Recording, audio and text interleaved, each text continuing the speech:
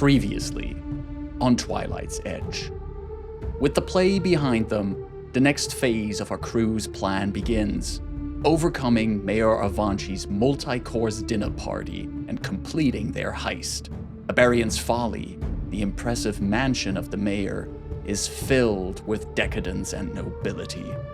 After a brief round of introductions, our accomplished actors must now navigate the dangers of Chelish high society. Hello, and welcome back to another episode of Tumble Through. I think Anna got it first there. Oh, that wasn't even trying. No, that wasn't even trying. I will take that. That natural ability. I don't even try. I don't get in there at all. I'm not trying that. I am your host and GM, Krifu Bernal. My pronouns are he, him, and tonight I will also be the master of ceremonies at the wondrous cornucopia. Master of the house. Polite clapping ensues. Hello, my name is Aida. My pronouns are she and her. I'm playing Sombra, whose pronouns are she and they. Sombra is a bright Kayal monk who is going to be taking seconds and putting those seconds into napkins for later. I have a question as everyone introduces themselves, so Ida, I will ask you first. Okay. What was the last dinner party Sombra went to? Ida, blank face.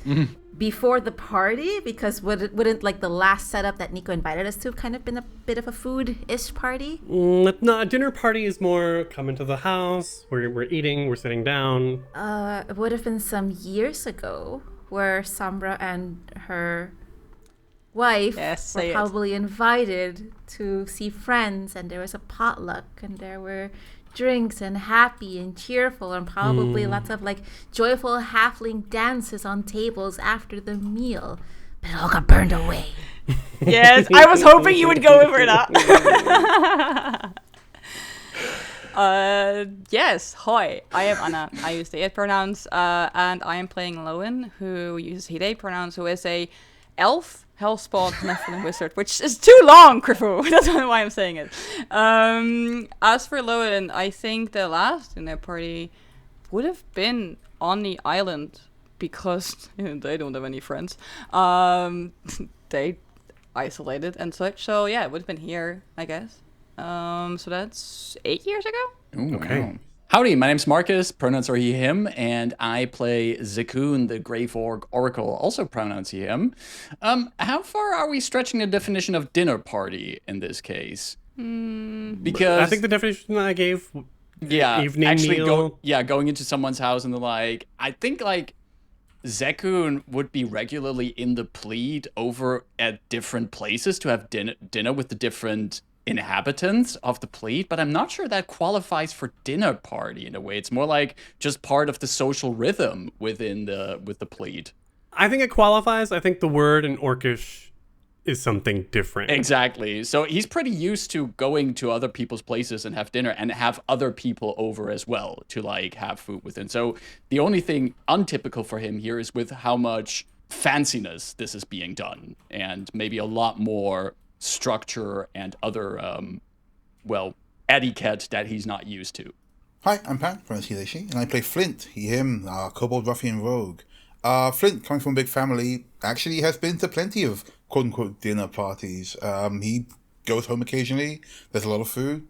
He's always feels a little bit awkward, but he's happy to be there. So yeah, probably like a month ago, quite recently. Yeah. Okay. Wow. Makes sense. I'm sure Nico has also been to dinner parties more recently, which makes sense why the three of those who attend dinner parties rolled well with a first impression. Actually, I think Nico may have even hosted a dinner party recently for the new recruits of the Leshy recruits of the Tatari, Casa Varut, and the other two, probably in the Arboretum to celebrate their training and their graduation as low-ranking Tatari members.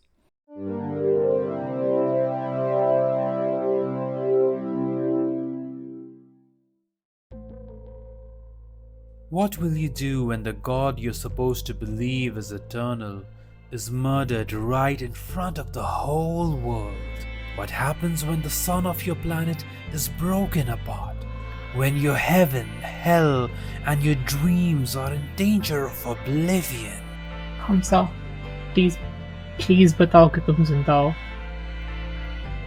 Please कुछ बताओ मुझे Sacrifice? Que no te vean, que has parado, por favor. 有一个谁在里面尖叫。 Starring Assis, Mary Paul, Apollo, and Jack as God Killers. आसमान में एक लकीर. Voyage. No, absolutamente no. 我们的视角跟随着一颗明亮的流星飞跃在夜空里。And Aman, Arsene, Thomas, and Spectre as gods. What has fate planned that you dare to ruin? God Killer Kismet is an 8-part multilingual actual play using the God Killer RPG Ashcan by Connie Chung. All episodes contain burnt-in subtitles in English, streaming every other Sunday from the 3rd of August, 1 p.m. Eastern Time at Pantsless Tables, followed by video on demand 3 days later only on Aman HK's YouTube channel. We'll see you there, Zealots!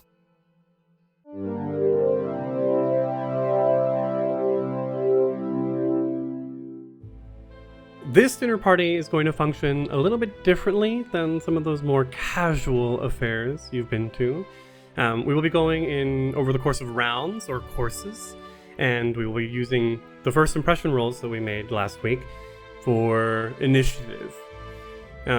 This is the initial seating arrangement. As I mentioned, there are people in the gardens of the wings of this banquet hall, and over the course of the evening and through the various courses, the seating arrangements will change as people stand up and move around, take breaks, etc.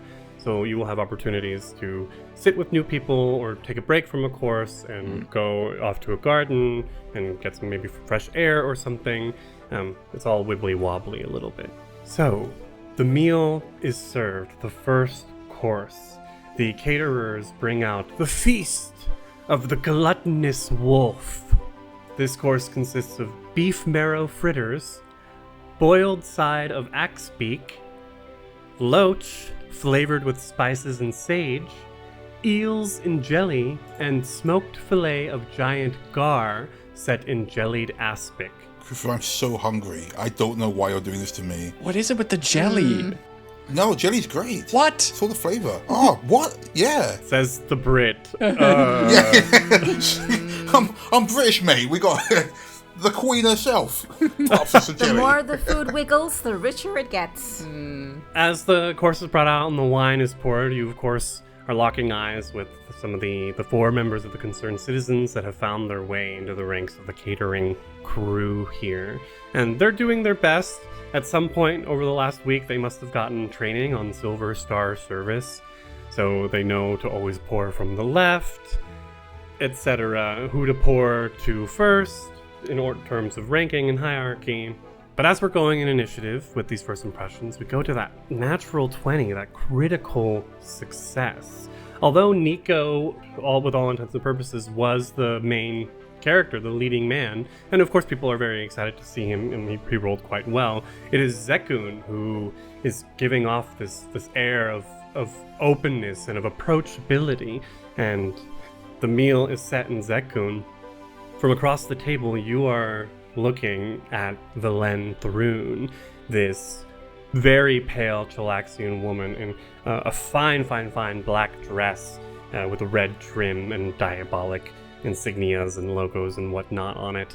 Her long dark hair pushed over her bare shoulders as she's just gracefully and daintily eating the jellied meats. And she sort of looks up at you at one point, Zekun, and locks eyes with you. Lady Thrune, if I'm not mistaken. Yes. You may call me Velen, as we are in a more casual affair, but I respect the honorifics that you've chosen to begin this conversation with. The orcs of the Plead have learned that there's a certain hierarchy in this city, and I like to respect the expectations of the city that hosts us.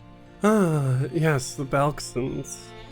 I trust West Crown is treating you well, and there's a slight smirk as she says that.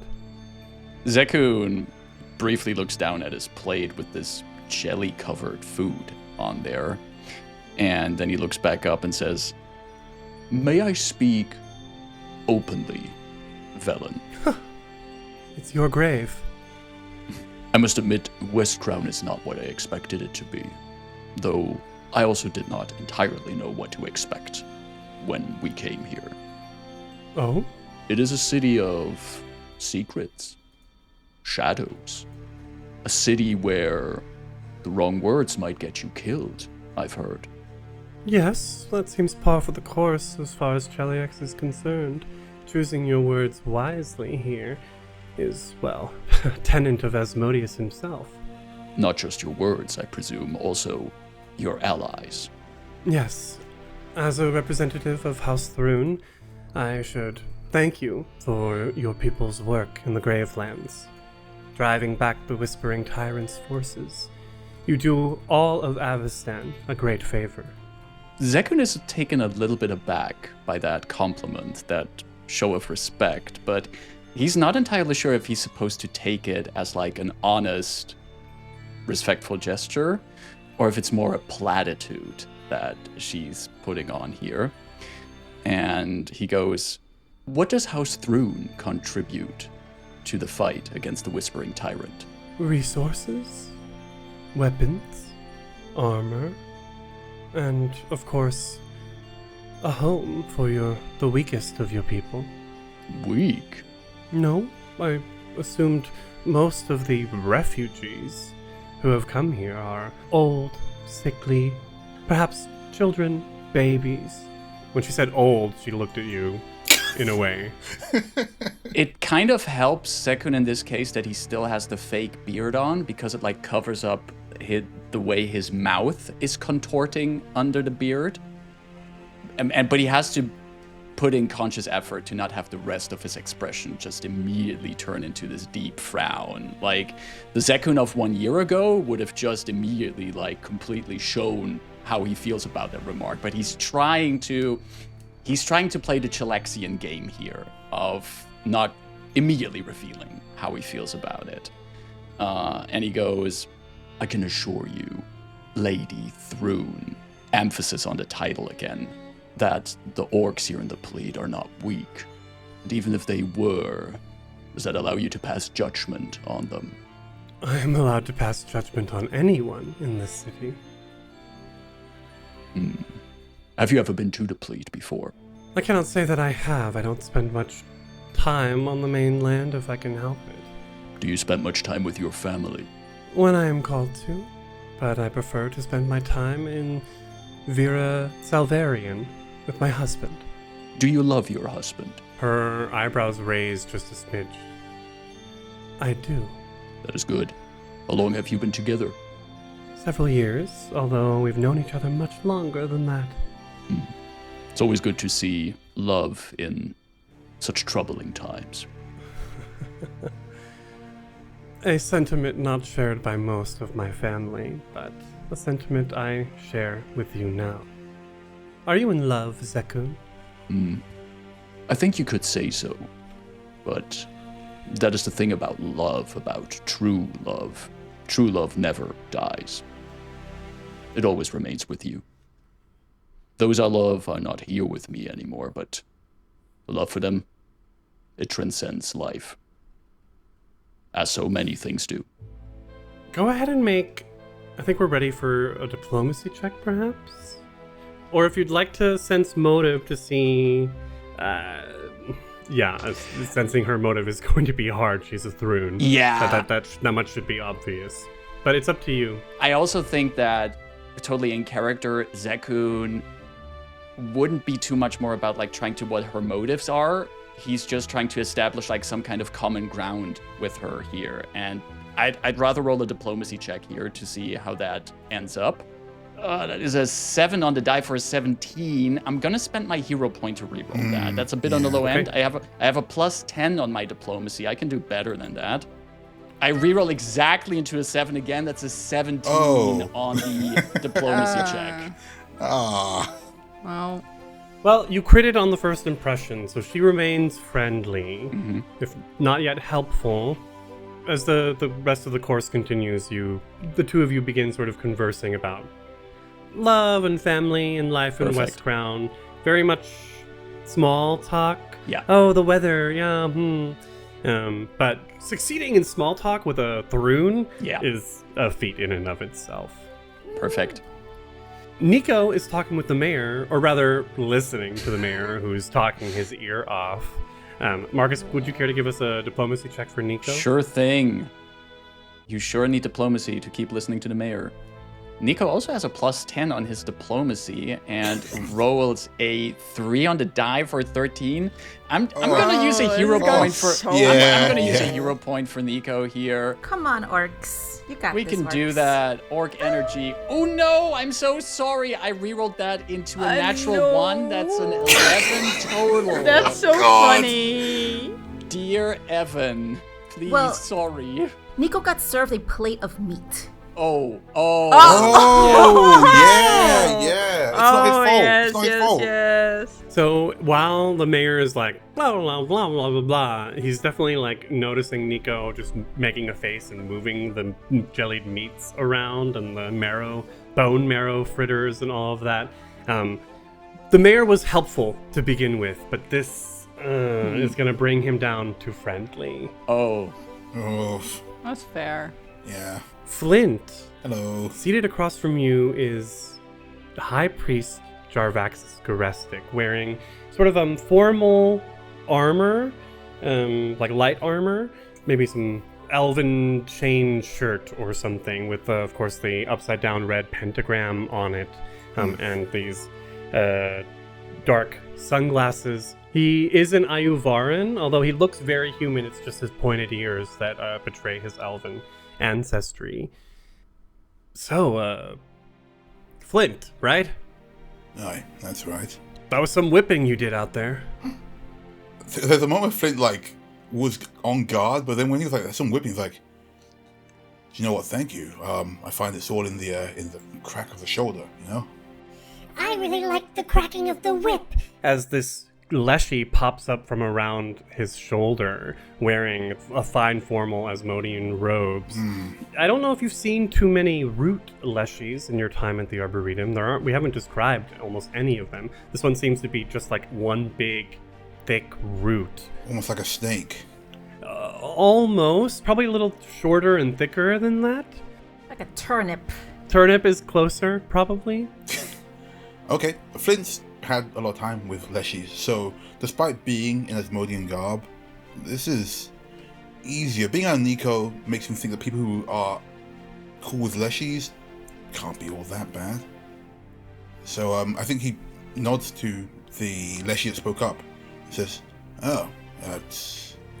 I'm Flint. I haven't seen you around the Arboretum.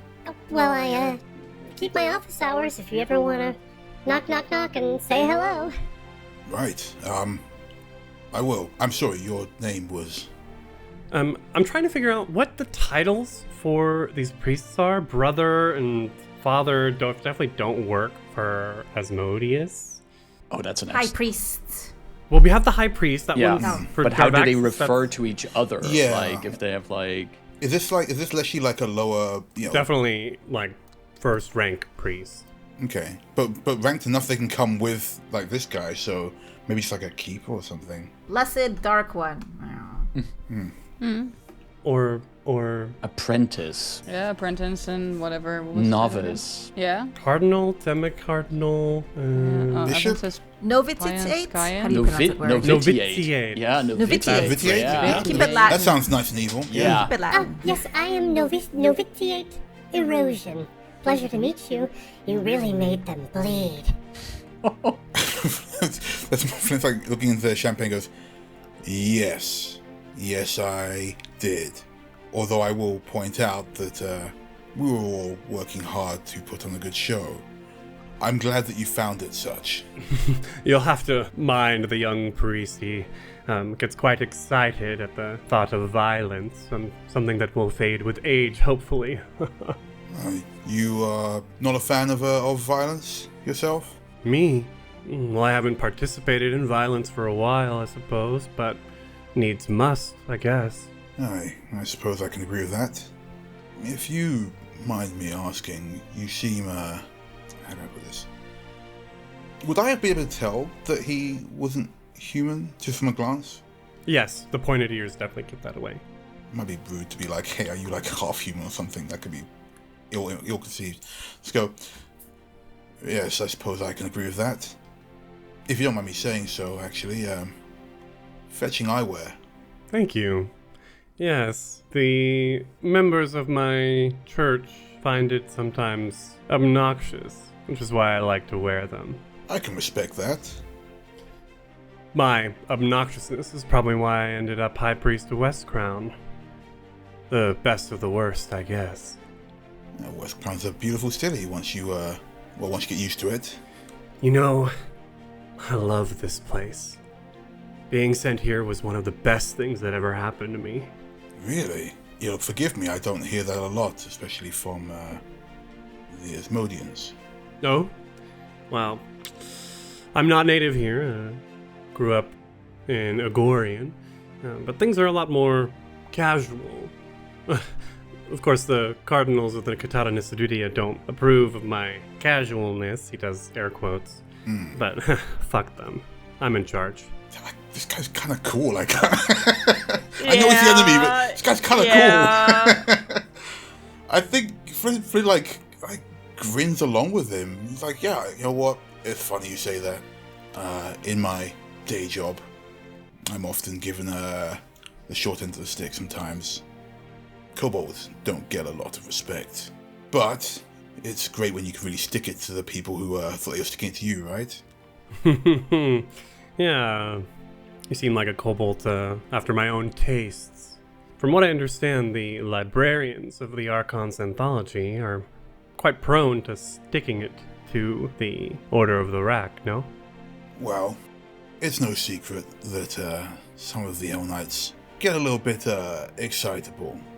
I'm sure you can understand that sometimes it's easier to work around one another rather than direct aggression. Wise. I guess all those books must be paying off. I like to stay well read. That old head librarian Ty still around? You know head librarian Ty? Well, when I first arrived, I made sure to take a visit or two. I must have misplaced my library card a while ago. But yeah, that was about 25 years ago. Really? Can I roll a sense motive? Does he, like, if he seems like... Well, this will be your one roll during this conversation. So either diplomacy... Perhaps not. Well, no, I don't... You know, somebody comes up and says, like, your quote-unquote dad's name in a conversation, you gotta be like, what's that about? Okay, give me a perception secret. Okay. And of course, if you succeed, I will give you some more information on how to better butter up Jarvaxus Gorestic later on. I love buttering up cool shade guys. That's a natural question mark. Those sunglasses? Really cool. Impossible to read his expression. Damn. I should get some of those sunglasses. So is he still around? Yes. Oh, yes. I didn't realize kobolds lived so long. We are a surprising lot. Yeah, I guess so. What is the general age of kobolds? Do I know that? Of course I know that. Yeah. What is it? Are you asking me? I don't know. Oh, I imagine kobolds. It's hard because they could either live a long time or they could live not a long time. But if we say we could just say average, 100 years max. And if nothing else, it just goes to show he doesn't quite know a lot about kobolds. He's like, oh, kobolds live that long? No, weird. Yeah, from you say, yeah, well, you know, he gets his exercise, works out, eats right. You know how it is. Right. Yeah, I know all about that. And he pats his big belly. Nice. Here, actually, what is that you're eating? I'm just going to point at a generically jellied thing. And I think we'll go from there as the jellying continues. The jellying? Title of the episode. The jellying. Well, we're gelling. Razor rage. Wait, was that a pun from Anna? No, it was more of a trying to bridge the gap. No, yeah, we're jellying though. together. Yeah, No, that guy funny, was. I was ready to be like, okay, Steph, that guy was pretty cool. So he's shit. cool. Yeah, Damn. he's a Wait, cool guy. He's a pretty cool guy. Would you say you're a little bit jelly of his style? I'm a little jelly of his shade, yeah. But anyway, I don't want to watch it anymore. So Sombra is seated at one of the ends of the H, it's one of these columns. And seated directly across from you is Vi Baroness Delore Alumaxa. But to the left of her, or to the right of her, is a pale, beautiful woman wearing a white fur that looks like it was made from a wolf of some kind that you maybe don't recognize, with long, dark auburn hair and very expertly applied blue eyeshadow. I'm gonna leave it to Sombra who she wants to speak to here. Sombra is like kind of poking at the quivering mass on her plate and looks further down the table.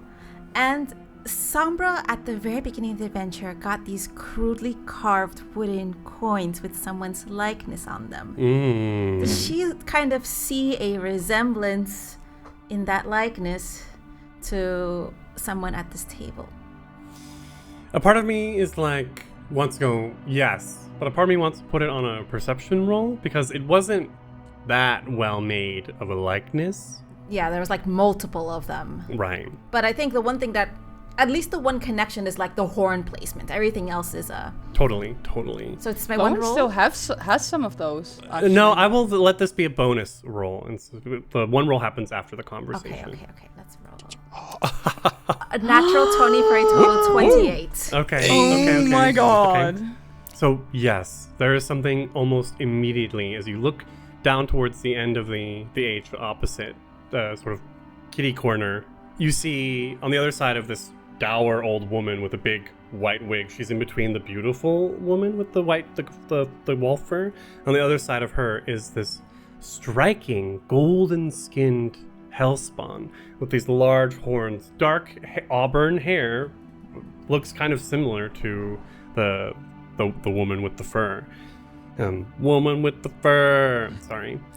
But there's something about the horns and the chin and the hair that looks exactly like the profile on the wooden tokens of the bastards of Erebus. Sombra's eyes flint over the beautiful shamani, old boring white woman, and like lifts a knife and sort of points it towards Icardian. The golden skinned person, Icardian, and it's like, hey you look like someone who knows how to have fun. What's there to do fun around here? Huh. Yeah, I like to have fun. I wouldn't have taken a paladin, I guess, to be into fun, although Tybane was a pretty funny character, I guess. This kind of fun, and Sombra sort of like gestures with her knife pointing back down at the plate. Not my sort of fun. I like my fun to be a little more active. Certainly, you were you were quite active on that stage, running around. I think I saw a flip or two at some point. Are you from the circus? Not from the circus. Are you from here? Can you roll me a diplomacy check? No, I can't, Krifu. This is so funny. I love this. I mean, Sombra doesn't know who this person is. No. True. That makes it even better. We as players kind of know. Well, Lowen also knows who it is. If they overhear this, they're having the entire of their life with this. Rolled a 9. A9? We're going to A9? For some fun. You know what? For funsies and because our tracker going, I'm gonna hero point that. I'm curious to see what kind of impressions. Okay. I respect that. Could be way lower. It's possible, statistically possible. It's possible.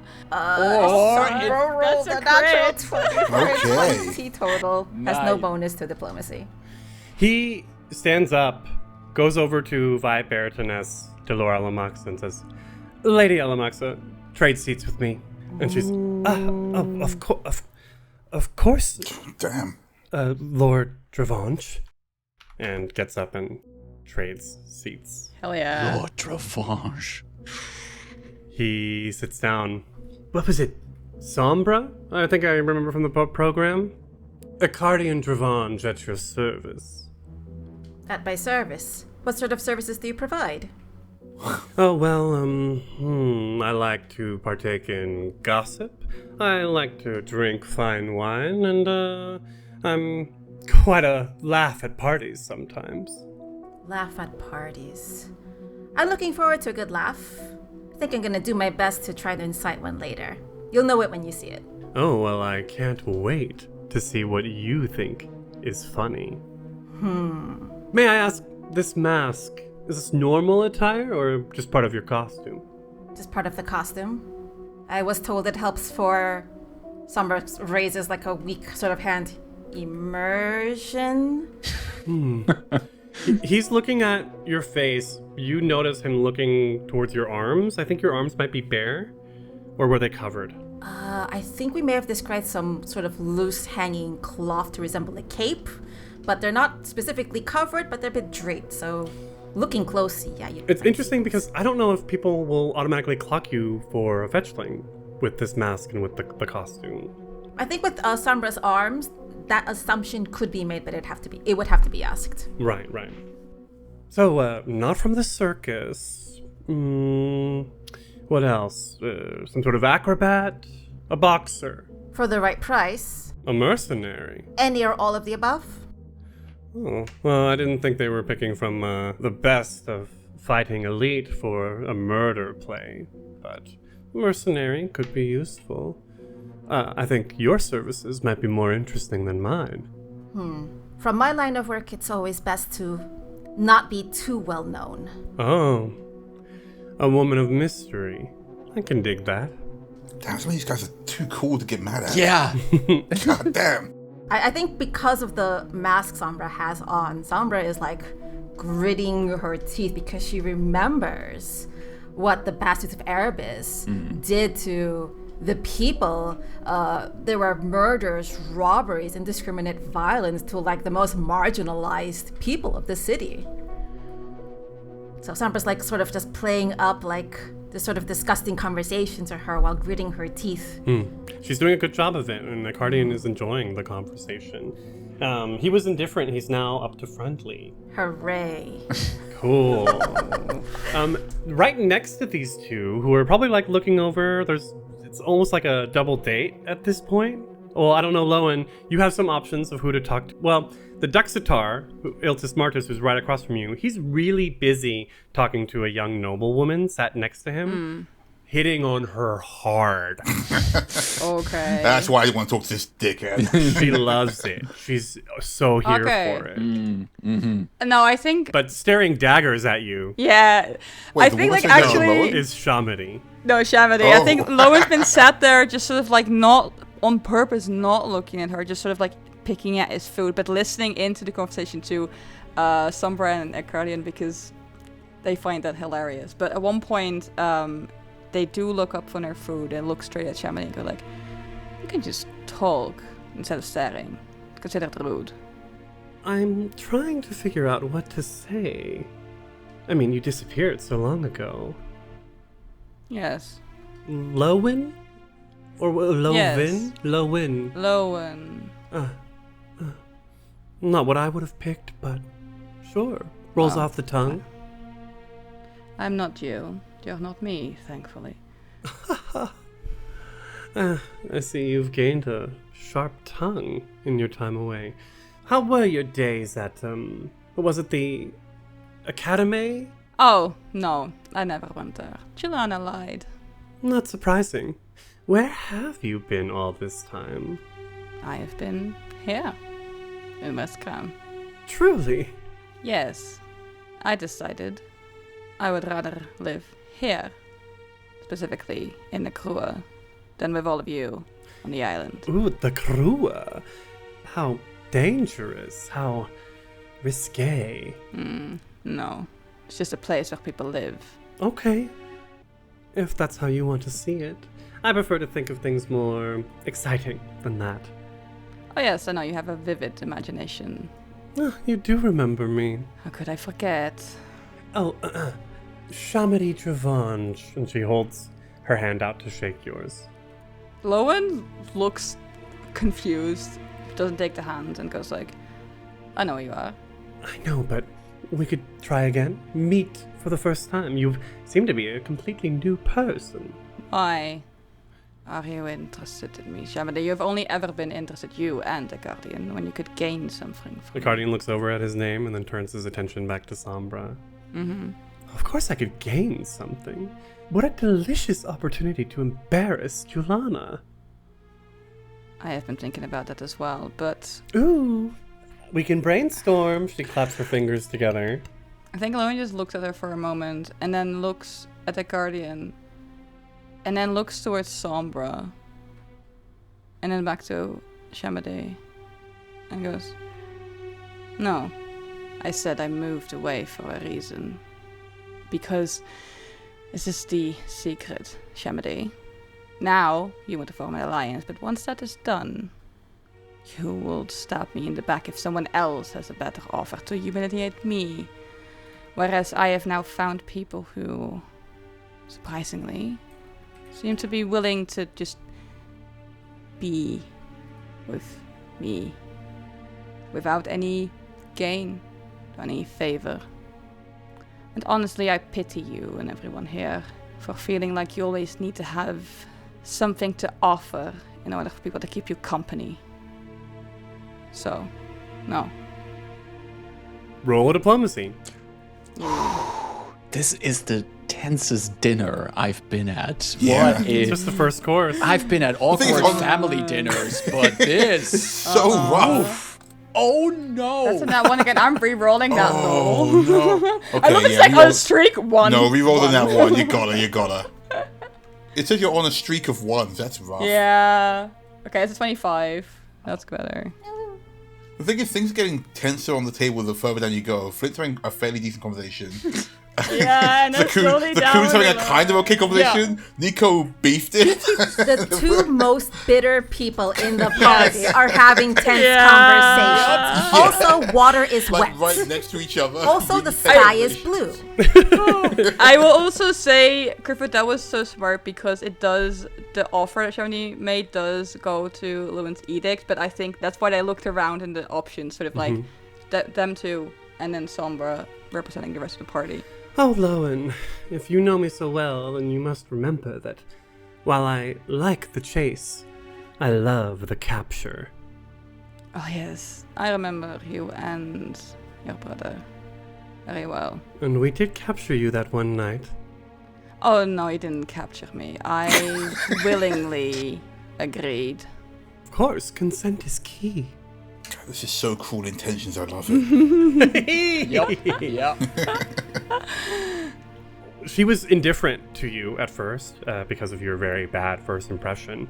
But the saying no to her did it. She's interested now. She's friendly. That's funny. That's pretty. Oh, that also tracks. That's how she takes. Okay. Yeah. Actually, sorry. Can I just ask? Was Javaxis? Did he go up or down? I don't think I got from his one. Because of your first impression, he started as friendly, but he did not move or anything. Okay, cool. There's a big clap as the first course gets pulled away and everyone sort of stands and goes to, burp or drink or what have you. I'm getting like big like symposium vibes here. There we go. Momentarium. Okay, so everyone stands up, moves around. Let's go down the line. Zekun, would you like to be at the table or take a break in one of the gardens? I think second would be lingering in one of these beautiful side gardens. If I'm also seeing the map correctly, these gardens also have like fountains or like decorative fountains in there. Ponds, yeah. Ponds. He would just... Well, I can double check what they actually are in the... He just has to recover from the jelly. It's, We all do. I'm telling you, man, don't knock it till you try it. It's good shit. Are you going to A22 or A23, north or south? A23 to the south of the dining hall. The jungle of nectar. Oh. Oh, hello. Name of my next novel. Title of my sex tape. Feel free to move yourself there. Is there no one you want to talk to? No one in specific. Maybe Zekun, unless someone else is approaching him for a conversation, Zekun is just... I want Jarvaxis to talk to you. Perfect. Then Zekun would be like... He would be going there into this jungle of nectar to enjoy a little bit of... Just a bit away from the group. But if anyone approaches him for a conversation, he's open for that.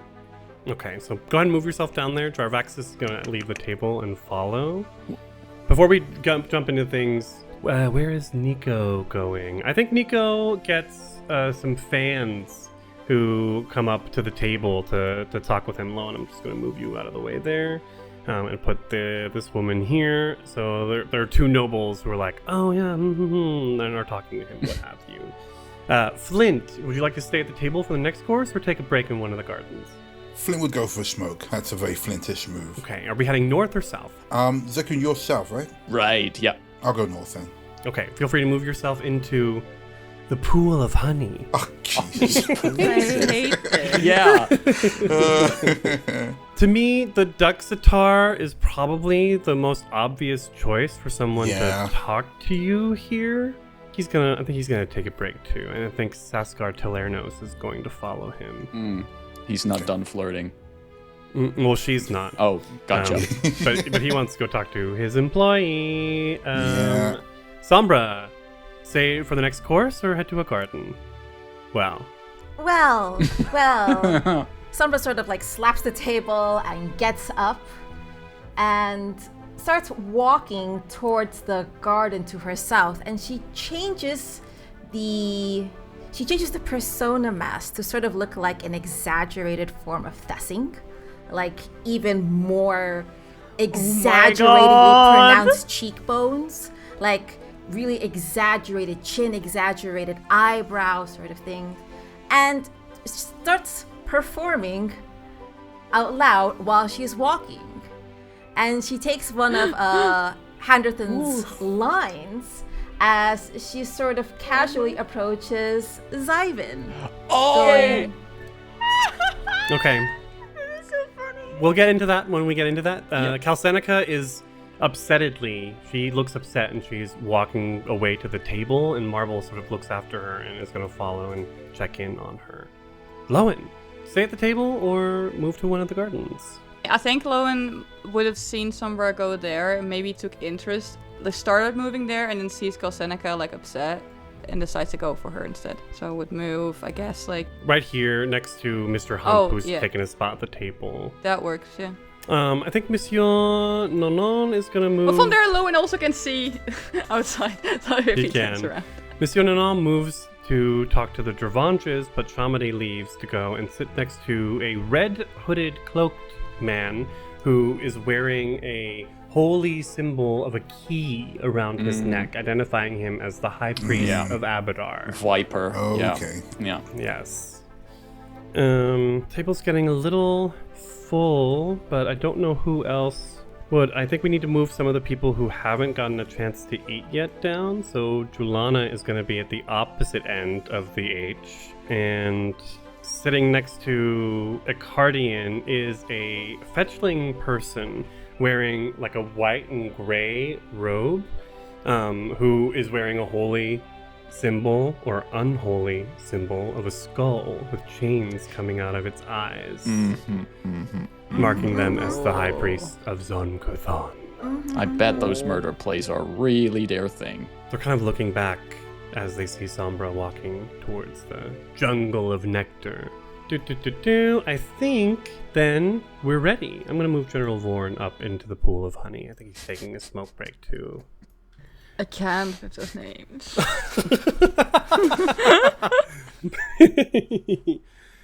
Okay, course 2, the mayor proudly announces, and Velen sort of rolls her eyes. She's still sitting next to him, not really eager to get up. She just starts smoking a cigarette at the table. Damn. The worshipful hog. The caterers bring out roast peacock, thick broth with salty strips of warg flank, fresh chul soup. Ooh. What is a chul, Marcus? Oh, well, chul, imagine like a huge ass crab, like a really big one, and like also with like tentacles in the hungry. mouth. And I bet you can get like a lot of delicious meat out of that one. Just a giant crab? That sounds delicious. And it's served with Chelish black bread.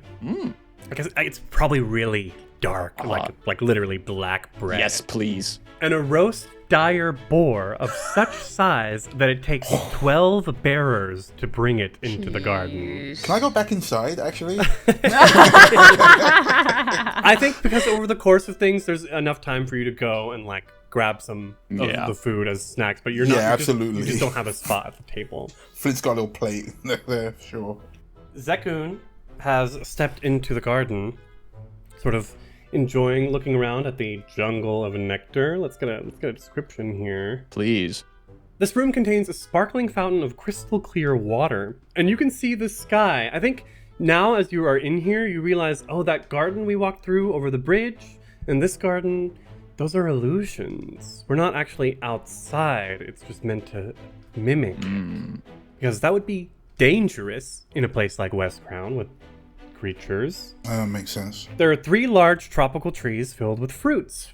Pineapples, mangoes, papayas, and more obscure fruit all scattered and hanging from the same branches. You notice also that they grow out of the circular holes in the stone floor, but you don't see any like soil or anything. There is some sort of magic powering these.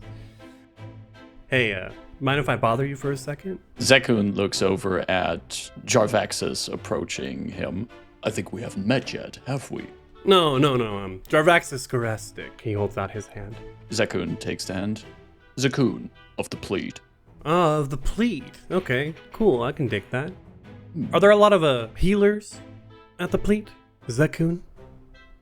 Well, many of the orcs at the Plead have the tendency to get themselves in various kinds of trouble. So we need people who know how to patch up some wounds, place a few stitches, know how to treat infections. We have quite a few capable medics over there. Are you concerned about something? Does something ail you? Do you need any kind of medical advice? No. I'm pretty good. The Katana Nisidinia, we've got enough people, and Asmodeus gifts me with enough power that I can take care of myself. I'm just wondering who's gifting you with power, friend. A life of experience. And Zekun just looks at Jarvaxis. That's it? That is not what you are actually asking, is it? No. You're channeling vitality energy at a rate some of the demi-cardinals that the Nesididia can't even manage. I'm sorry, could you repeat that? That was a very down-to-earth description of what I do. I considered it a little bit more technical than that, but yeah. You're channeling vitality energy. I think you could put it like that. Yes, I do. Uh-huh. But... how?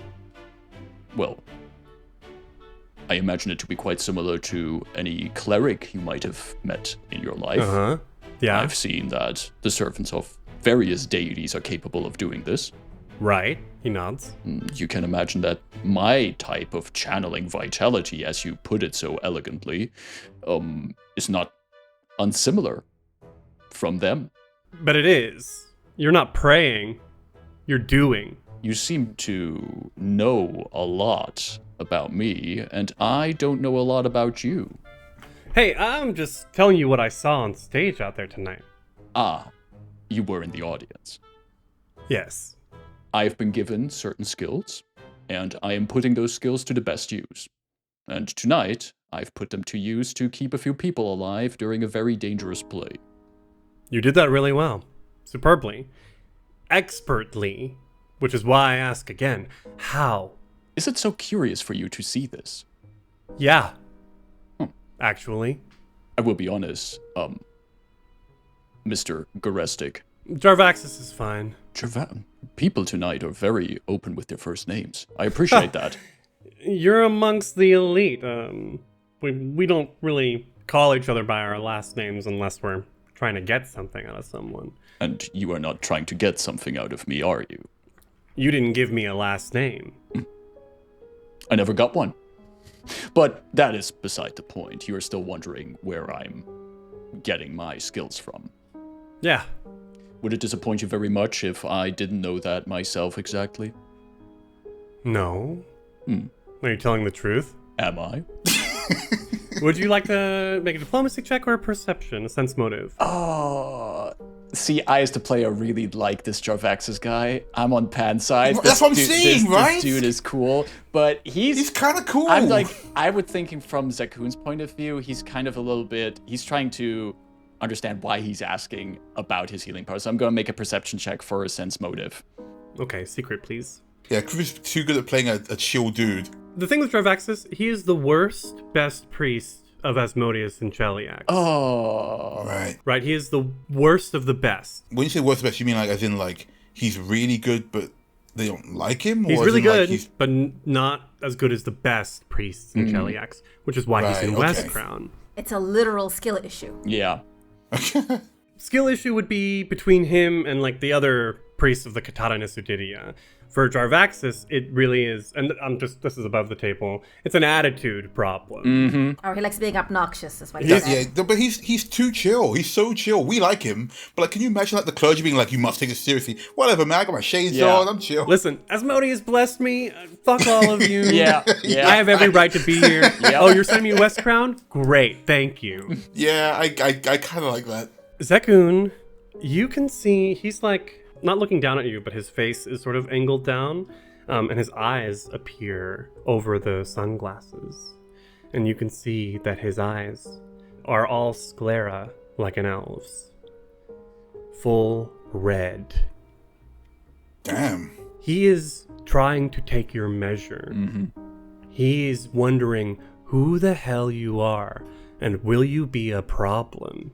The way that you can influence him further or manipulate, how have you, is by talking shop, revealing some of your personal connection to this divine or how that happened or it came about will get him to open up to you and make him more friendly. But right now he's friendly because you made an excellent first impression.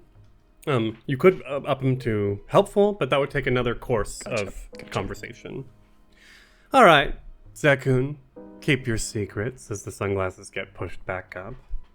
Keep your secrets. The night is young, and I'm sure we'll have plenty more to talk about as the wine keeps flowing. Are the fruits here in the jungle? Lots of stuff here is an illusion, but are the fruits real? The fruits are real.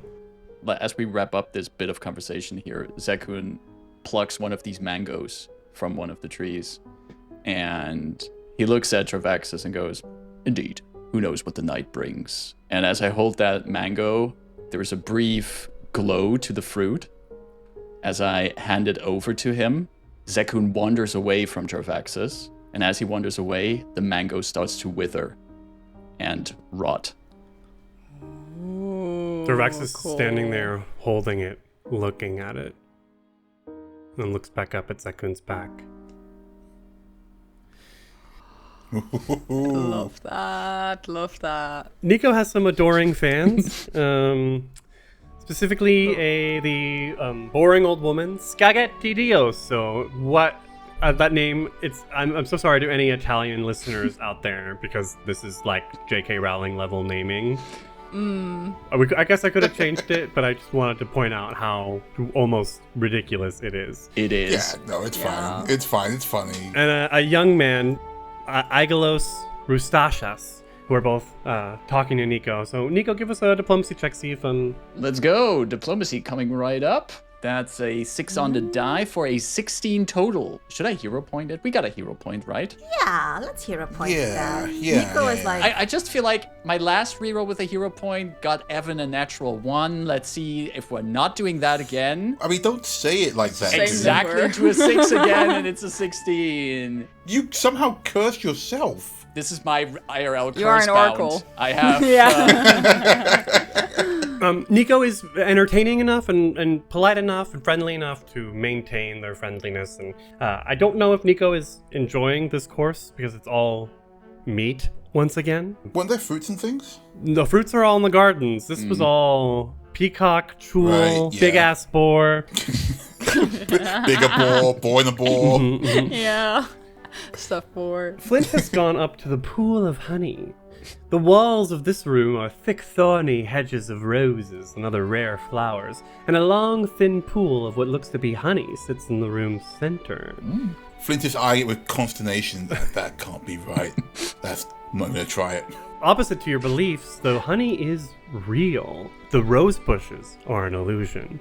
And you notice that there's it's only a few inches deep, but it does seem to be perpetually fresh. Stares at going, God, bloody hell, rich people. My day! As Duxitar Iltis Martis, this very snobby-looking man comes up to you, followed by a young woman whose hair is also done up in that sort of silver gray style and a beehive sort of thing. She's wearing a very scantily clad green dress with these super sharp collar that comes up around her. She's sort of walking arm in arm with the Duxitar. My day. It's Constable Flint, no?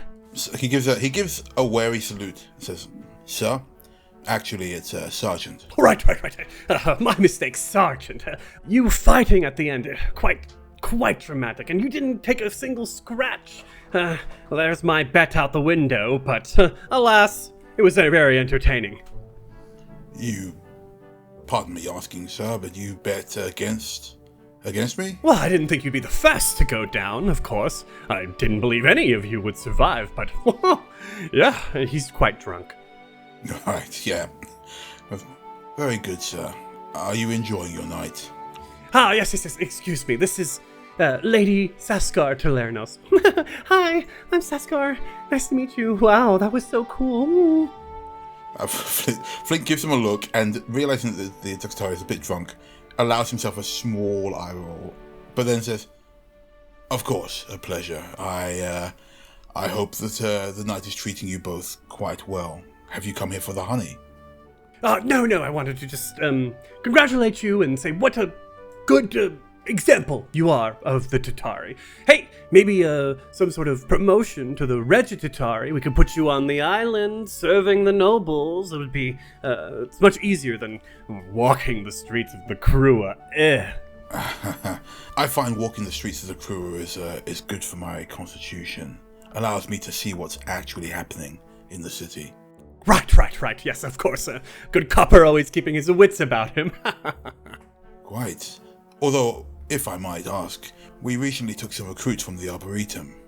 Perhaps you could see to aiding them in some way. We could use some funds, perhaps for a cop shop. Make a diplomacy check. Alright. He's pretty drunk. I don't suppose that's got any kind of pluses, does it? Oh, I completely forgot about that. At each course, the DC for influencing people goes down as they get drunker. Oh. Interesting. Okay. Mm-hmm. Amazing. Okay. I'm going to make a diplomacy check. Don't love it so much. Going to re-roll that with a hero point, I think. I'm not going to say what it was. You don't need to know that. That's more like it. That's 23. Oh, yeah. Well, funds for the Arboretum. Yes, if I remember in the morning, I'll definitely get right away on that. Much obliged, sir. I'll have my governor get in touch. And do try the honey. It is quite delicious. Just stick one of your big old fingers in there. Is anyone else sticking their fingers in the honey? You haven't seen anyone doing that yet? There's one other guy here. You recognize him as General Vorn, the leader of the Gem Crown Navy. The Navy of West Crown. He's smoking a pipe. He's definitely not sticking his finger in there. Noticing that the only person who seems to be sober here isn't doing that, he goes, "Very good, sir. I'll partake later, I think. Wouldn't want to spoil my appetite for the meal." Vorn is the commander of the Gem Crown Bay Imperial Fleet, who looks very bored and does not want to be here.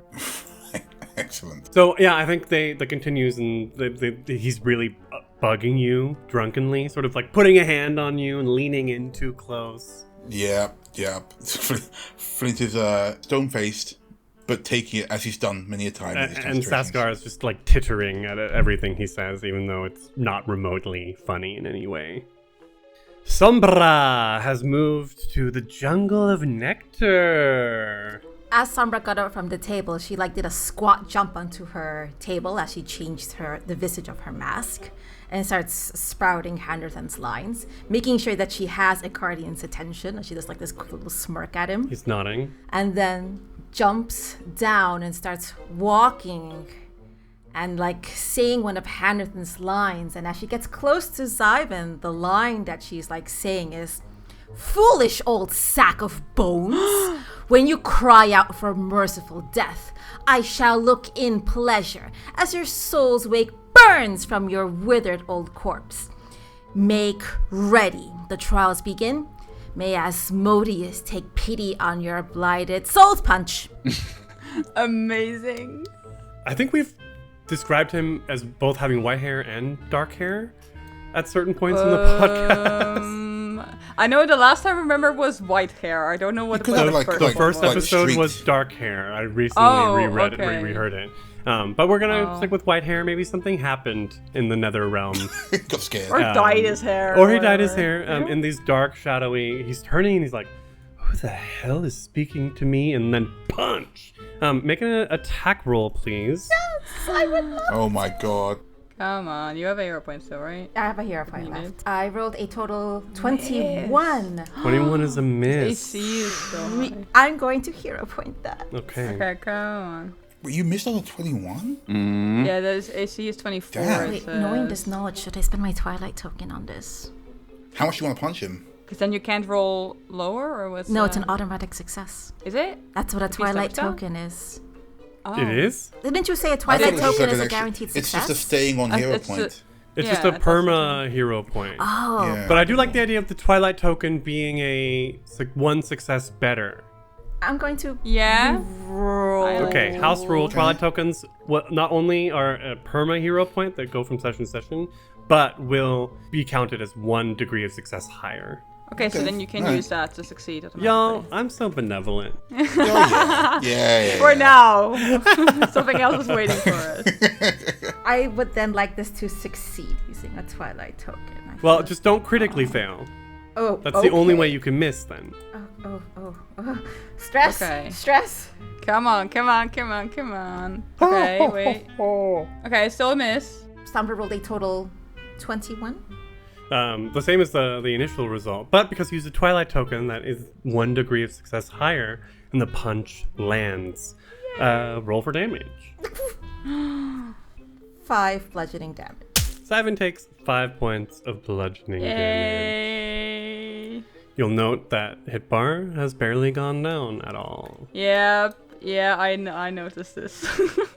As Sombra delivers the line, "Asmodeus, take pity on your blighted souls," and she sort of whips both her arms out, and knowing that one of her fists is going to land on the side of Zyvan's face, turns immediately around with that same motion and bows facing Icardian. Like a thespian bow.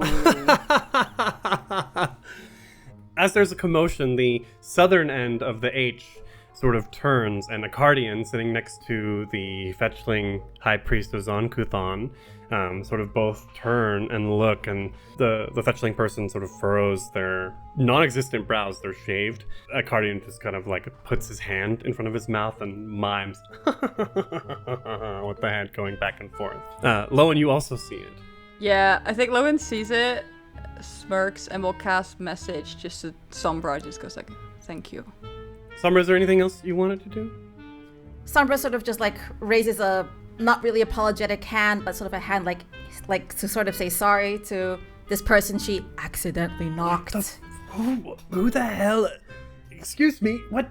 And walks away. I think Crozael, the Major Domo, like immediately runs up and sort of shoots you a very nasty look as she goes to Zyvan and offers a handkerchief to his bloodied nose. And Sombra will change the visage back to Tabane. During this conversation, it seems like Lowen was checking in with Kalsenica and Marple. Kalsenica seems upset, right? Yeah, she's hardly touching her peacock. What's wrong, babe? I hardly have touched your peacock. That. Okay. It's so funny because I try to get a character and someone says something unhinged. And I have to I'm gonna shut up now. No, it's fine. Yeah, Lowen looks at Kalsenica and goes like, "What do you say? You seem to be in an argument. Now you seem upset." The usual bullshit. He was glad that I wasn't on stage to embarrass the family, and he said some nasty things about you too, Lowen. Oh, I don't care. just try not to take it too hard. Do you wish to come back here, or I know you said you were exiled? Unofficially banished from the family, but no, I'm trying to be a serious actress. Right. So if you don't plan on returning, then why should you care what anyone here thinks? He's my brother, my big brother. Sometimes I wish he would look out for me and take care of me and at least try and support my dreams, but no. I once considered Simon a brother too, and then he stabbed me in the back at least 3 times. I mean, I don't have any actual siblings, so I'm not going to pretend I understand exactly what you feel like, but from what I've learned or am learning so far, it doesn't really matter who your family is. It just matters who's there for you. I wouldn't try and count on Simon. He's unreliable. Mama and Papa always talked about the importance of family, the Nimbus name, but I guess it doesn't extend to people who don't fall in line. Yes, it's about the name. It's about the presence, the picture perfect, whatever, right? It's not about the people in the family. It's about what people see, appearances. That's what I've learned. Funnily enough, from across the middle part of the H, like you can see Julana, who eating her boar, like you catch that she's looking over. Yeah, I think like as Lowen's saying some of these things, he absolutely does look towards her. What does Julana look like? Oh, we haven't had a chance to describe her yet. Yeah, I mean the token you picked is good. Yeah, so I guess like a middle-aged-ish woman with long brown hair. I described her earlier as let's just put it in nicer words, looking mean. She's still action, so yeah, white woman, middle-aged, brown hair, yeah, fancy dress. Just looks, I guess, very stern, I would say. She's sternly looking in your direction. Yeah, I feel like Lowen's got like a little bit of the shooting daggers from her in a strange way. The table is 30 feet long, so it's not like quite a little whiles away, but I think Lowen will occasionally glance over to Julana, but then mostly focus on Kalsenica. This goes, if you don't want to return here, then break the ties. I am planning to do the same tonight. I don't ever want to see any of these people again. I'm going to ask for a diplomacy check. This isn't necessarily to influence Kalsenica. It's more about the victory points. 15, is that enough? I haven't been saying. Okay. I mentioned when people move up and down, but I haven't said what is required to actually earn a victory point. Yeah, I mean, the roll was not that great, but also I think because this is about just Kalsenica, I don't think it really matters, so I'm gonna leave it. Yeah, okay. But it's about, like, these roles are also sort of how you are being perceived from the greater party. I know, but I think Lowen just had a whole spiel about appearances and how it doesn't matter. So right, yeah. I think, yeah, I don't really care. You're right. It shouldn't matter. It shouldn't. Bam! What the? And then like that's when the punch happens. And yeah. You all look up and Marble's looking and Kalsenica just goes. Yeah. Lowen's like, that one was a favor from Sombra. I'll have to thank her later. You're welcome. I'm glad you're here. I'm sorry that we're both here, but I'm glad to be in the same room with you. Lowen. Yes? She reaches across and grabs her hand. Promise me we'll still be friends tomorrow. Lowen looks at her confused. Why wouldn't we be? She smiles. I just don't want to lose touch again. Right. I'm sorry I just left without a explanation. Like I said, I gotten some information from Zyphen that was wrong. I thought you didn't want me around, but that doesn't matter. I was gonna say, once this is over, you're welcome. Visited mine. Marble says, "Cool, can I come too?" Lois like looks at Marble. He's like, sure. I've never seen a wizard's lair before. Oh, it's just an apartment, but sure. Marble looks disappointed. A bell rings, the mayor claps his hands. It's time for the third feast! And that is where we'll end the episode. Oh man. No more Have more churros. feasts. No more churros. I'm so hungry. I can't explain how hungry I am. Tumble Through presents Twilight's Edge, a Pathfinder 2nd edition actual play of the Council of Thieves adventure path, converted from Pathfinder 1st edition. Tumble Through uses trademarks and or copyrights owned by Paizo Incorporated, used under Paizo's fan content policy, paizo.com/licenses/fan content. Tumble Through is not published, endorsed, or specifically approved by Paizo. For more information about Paizo Incorporated and Paizo products, visit paizo.com. So I don't know, I don't watch Yellowstone, but I love the clips of the daughter in that family who's got that scar because she's such a hardcore bitch. I'll just have to check them out. I haven't seen them. And whenever I see her, I'm like, oh yeah, like Shamini could be that person. She's definitely playing this up now, be that bitch. But like that's that. Shamini could be that bitch. That's Shamini energy right there for sure.